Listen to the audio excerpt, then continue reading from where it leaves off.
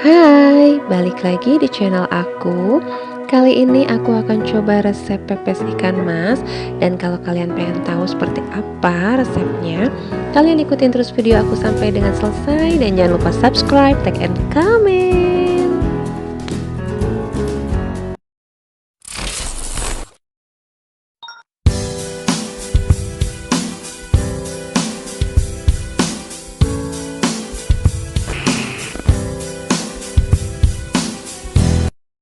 Oke guys, ini dia bahan-bahan dan bumbu-bumbunya. Kalau kalian perlu mencatat, silahkan dicatat ya.